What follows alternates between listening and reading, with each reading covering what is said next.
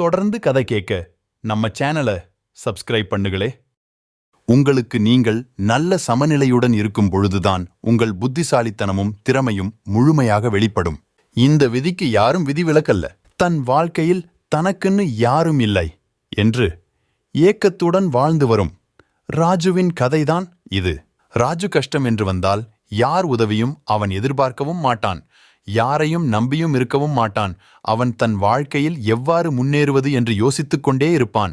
மனிதன் தனித்து வாழ்வது மிகவும் கடினம்தான்.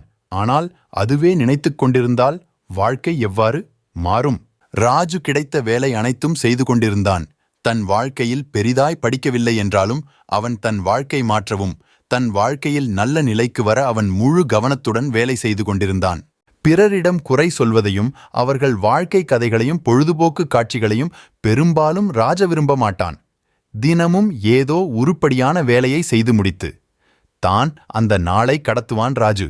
தன் கொள்கையில் இவ்வளவு ஆழமாக இருக்கும் ராஜு பிற மனிதர்கள் போல ஒரு சில நேரங்களில் தன்னைத்தானே தாழ்வு மனப்பான்மையில் எண்ணங்களையும் நிலைக்கு உள்ளாக்கிக் கொள்வான். ஆனால் ராஜு சிறிது காலம் பிறகு தாழ்வு மனப்பான்மை தன் மனதிலிருந்து முழுமையாய் நீக்கிவிட்டு தன் வாழ்க்கையை நோக்கி முன்னேறி சென்றான். ஏனென்றால் அவன் வாழ்க்கை முன்னேறும் தூரம் மிகத் தொலைவில் இருப்பதால் அவன் முன்னேற்றத்திற்கு தடையாயிருந்த அனைத்து தீய எண்ணங்களையும் அங்கே இறக்கி வைத்துவிட்டு அவன் வாழ்க்கையை நோக்கி முன்னேறி சென்றான். சிறுவயதில் இருந்து ராஜுக்கு சந்தோஷம் பெரிதளவு கிட்டவில்லை. அனைவரும் சொல்வது போல் சிறுவயதில் கஷ்டப்பட்டால் பிறகு சந்தோஷமாக வாழலாம் என்பார்கள். அந்த மந்திரம் உண்மைதான் போல். வெற்றியின் மறுபக்கம் விடாமுயற்சி. அந்த விடாமுயற்சி வாழ்க்கையின் உச்சிக்கு கொண்டு செல்லும் உங்களை.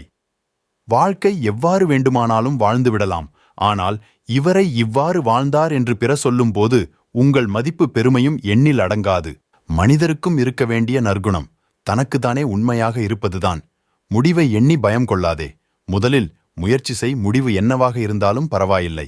நம் ராஜுவை போல். ராஜு ஆசைப்பட்டபடி அவன் வாழ்க்கை அவனுக்கு அமைந்தது.